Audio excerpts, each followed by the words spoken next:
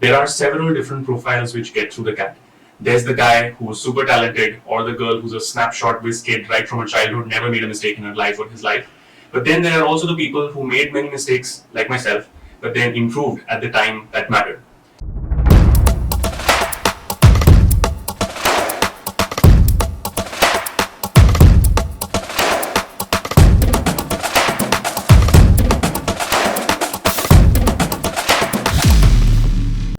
Hi, I'm Sohum Sen, and today we're going to be talking about the CAT. First, a little bit about me. So I'm someone who struggled with the CAT between 2017 and 2019 and finally managed to get into IIM Calcutta after that. In IIM Calcutta, I interned at Microsoft, and that's where I currently work. That's about me. Let's talk about how I'm going to be approaching this conversation with you. I believe that there are a lot of videos out there telling you how to attempt your paper and which section to do your tricks in and where not to try them in, so on and so forth. But I believe the best way to combat something like the CAT is on the mental side, and that's where a lot of my focus will be in this video. So let's get started. I think the first thing to discuss about the CAT in understanding it is to ask, why does it exist in the first place? And the answer to that, at least in my experience, is quite simple. The CAT exists because we are a huge country with insane talent density and competition. And the professors who are going to be selecting you have a very limited amount of time to make it through the whole pool. So that's why they set some arbitrary parameter around things which are deemed to be useful in an MBA, and of course after Bschool life as well, such as quant, logical reasoning and verbal ability. And they go about deciding from the set pool that they get after that. And I want to stress the fact that the margins or the people at the margins are arbitrarily rejected in my view, because having made the journey from a lower percentile to a higher percentile myself, I believe the difference between someone who's just missed the cut and someone who's actually made the cut comfortably may not be so much, and therefore I want you also to not believe the idea that if you're just missing the cut in the mocks, you're not good enough actually in the CAT, or vice versa. If you flunk the CAT once, you can try again, and we'll talk about that later, whether you should try again or not. But the CAT exists basically because there's too many people, and that's all there is to it. It's not some sort of divine commentary on your abilities or the abilities of your peers being better than you. So keep that in mind while you're going about attempting the exam, and I think that reduces a lot of the pressure that we hold. It's not a judgment on us. We can change the judgment over time, and I think that's a pretty important point to consider long term. The second thing that I think we should talk about is, what does the CAT test? Of course, it tests logical ability, reasoning, mathematical skills, and of course, verbal skills as well. But apart from this, I think it also tests one's patience, one's drive, the consistency to keep preparing, the ability to pivot quickly when information provided to you changes, such as when you hit a question which is too hard and you still tried it and you need to move on and detach from it emotionally. And of course, it also tests how much stability you have under pressure and how you deal with it, which are all important traits in the long run, and the CAT happens to test them early on itself. And one quick thing that I want to add here is, we should understand who gets through the CAT. There are several different profiles which get through the CAT. There's the guy who is super talented, or the girl who's a snapshot whiz kid right from her childhood, never made a mistake in her life or his life. But then there are also the people who made many mistakes, like myself, but then improved at the time that mattered. There are various categories of these people. There are people who are succeeding in their first CAT. There are people who are succeeding in their third CAT. I've even seen people succeed in their sixth, seventh, or even 10th CAT for that matter. I've seen people go to very, very, very insane lengths to go out and do what they want. And if that's the CAT, then some people have done it.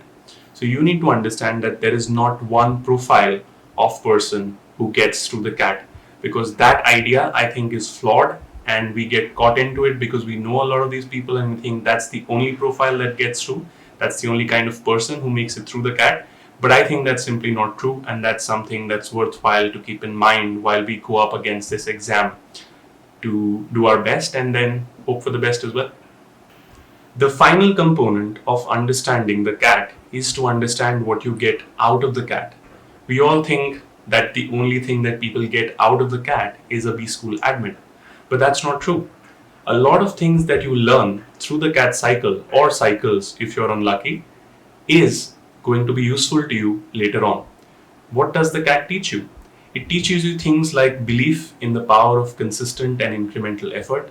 It teaches you the ability to keep on doing something even though you can't see an improvement at every stage, but you keep believing in the process and keep working through your problems. And these things are invaluable. They also, of course, teach you the ability to come back from great lows if you had failure in one CAT season, to start again in the next and maybe have success in that, or to gather your learnings again to decide what to do next, whether it's the CAT or it's a job hunt, or maybe it's the GMAT or GRE or various other exams across the country and the world. The CAT does provide you some very important things which, even apart from the Bschool Admit, I think are going to be very useful for you later on in life. And that's why I think the CAT is a life-changing journey. I've written about mine and you can find the link down below. But I do suppose that every one of us has at some point to embark on such a journey. It might not be the CAT which launches you onto this track.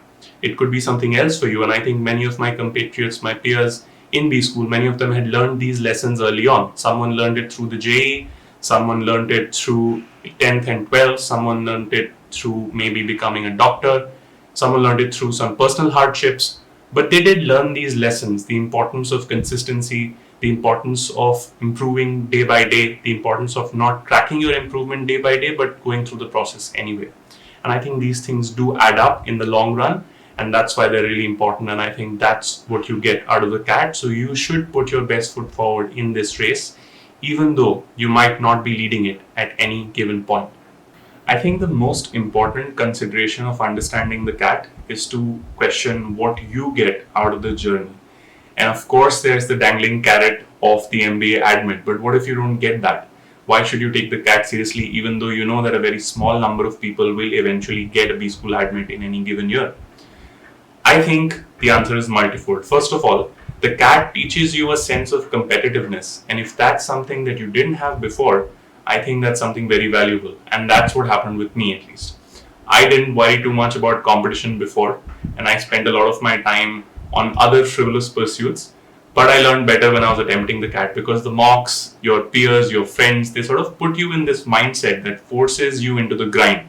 And the grind is good because it teaches you many things. It teaches you focus, it teaches you discipline, it makes you consistent, it makes you serious about your endeavors because you're investing a lot of your time in them. It makes you think about the whole thing a little differently. And that doesn't just limit you to the CAT. These abilities and these skills or these characteristics that you develop in the CAT, they happen to transfer very well into other parts of your life as well. Whether you're pursuing a job, whether maybe you go into a startup, I think these lessons stay with you. And the proof of this is the people that I met in my Bschool, my friends and peers who were from more successful trajectories, at least in that they went to great colleges straight out of school. And the difference there is that they seem to have learned these lessons before, and they didn't, I don't mean to say that they were born with these lessons, right? They learned them in a process, and that process for them happened maybe between classes 10, 11 and 12, whereas it didn't happen for some of us. At least it didn't happen for me, I can guarantee you that.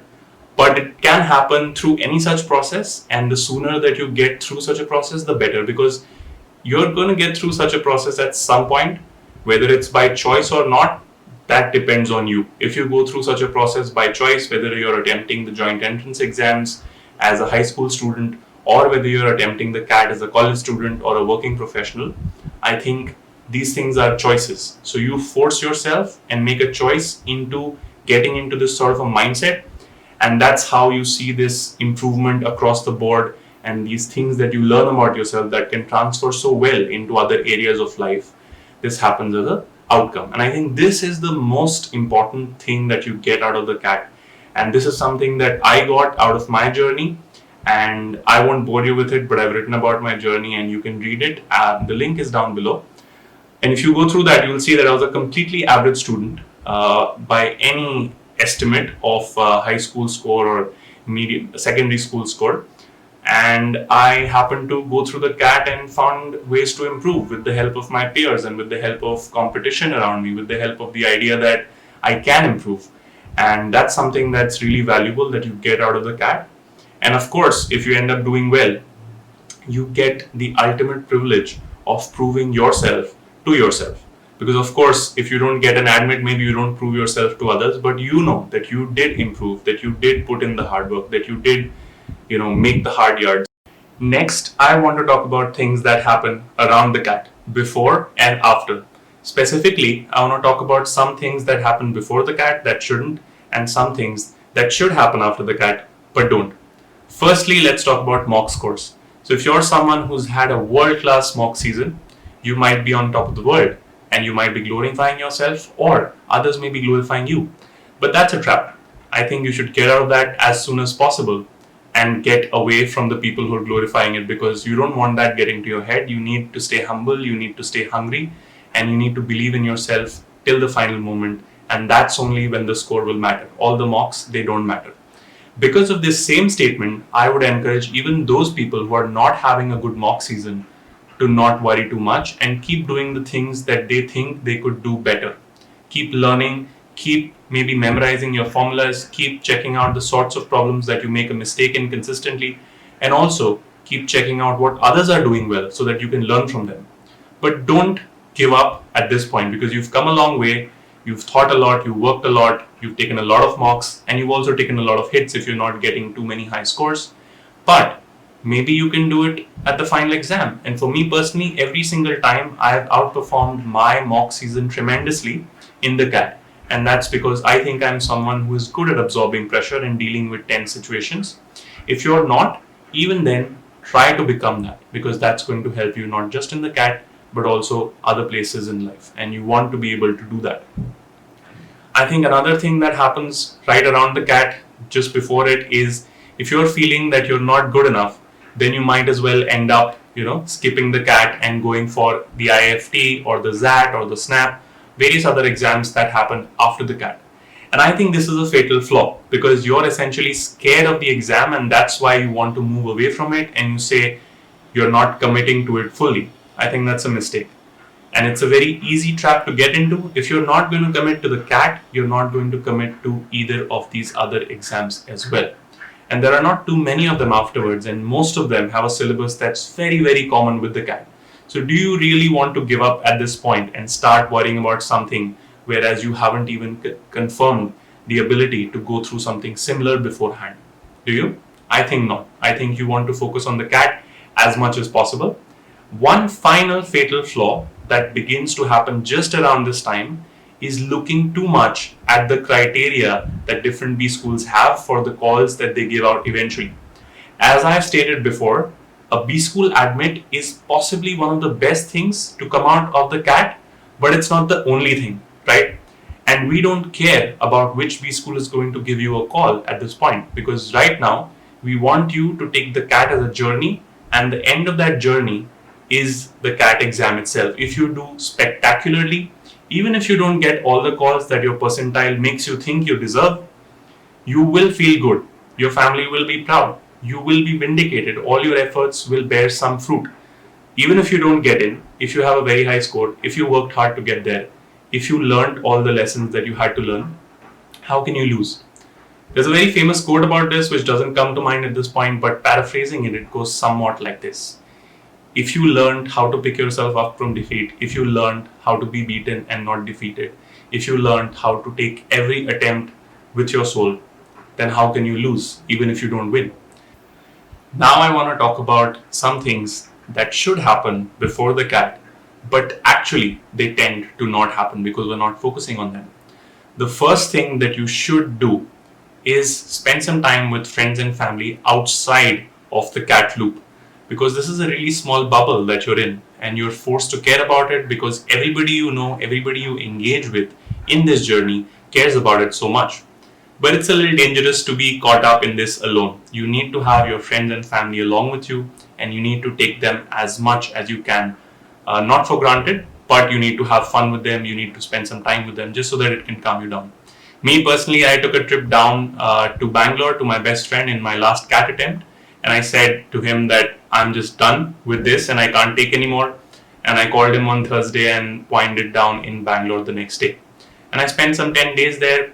Best time of the CAT period, believe me, best time of my attempt. And then of course that was the CAT that I did very well in, because I finally figured out that you need to have these people around you, to have the support that they give, to have them break you out of your bubble, to think that this is the only thing that matters in the whole wide world, which is not true.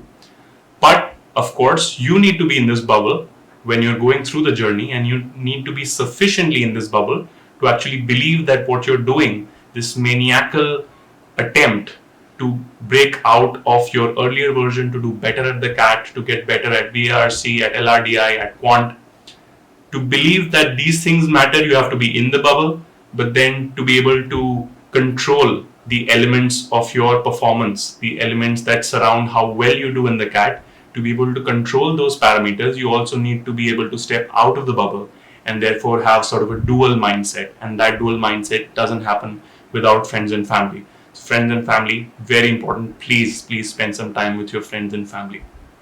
Next thing that you should really do is to plan for how you're going to travel to the CAT and who you're going to travel with. Because funny story, in my second attempt, I was new to Hyderabad. I went alone.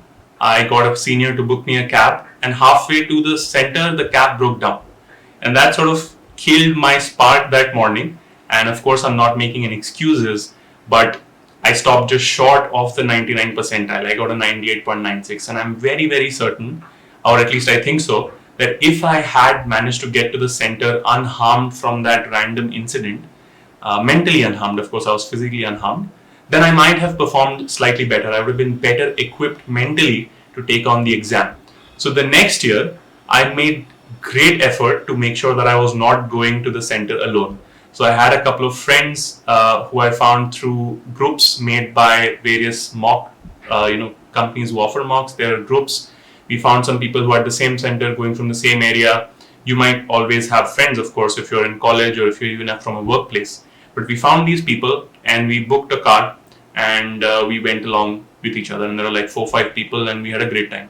In fact, one of those people was even responsible, I would say, for my overperformance in the CAT, because he and we were talking about various things that interested us right outside the mock center. It was like we were not even there to take an exam.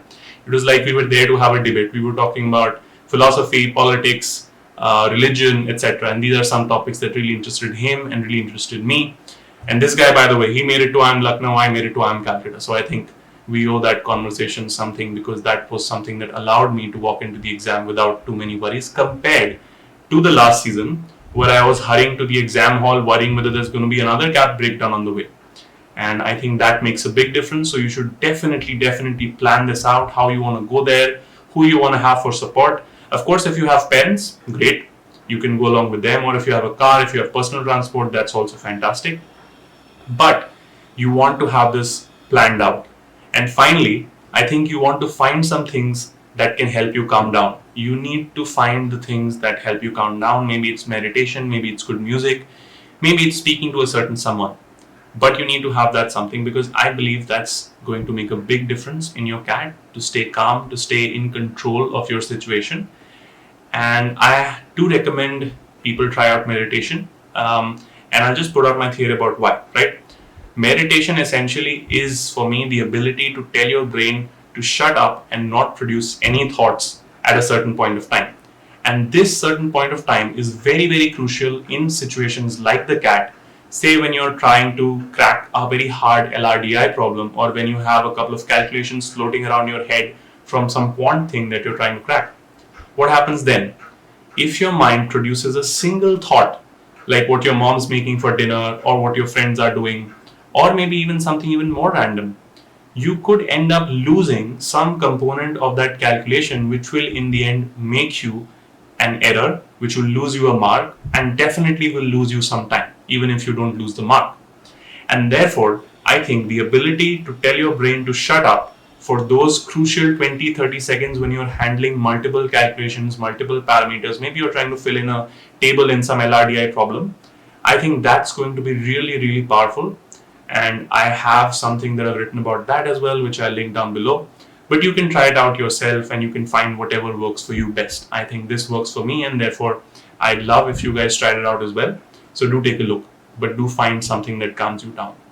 And all the very best to you.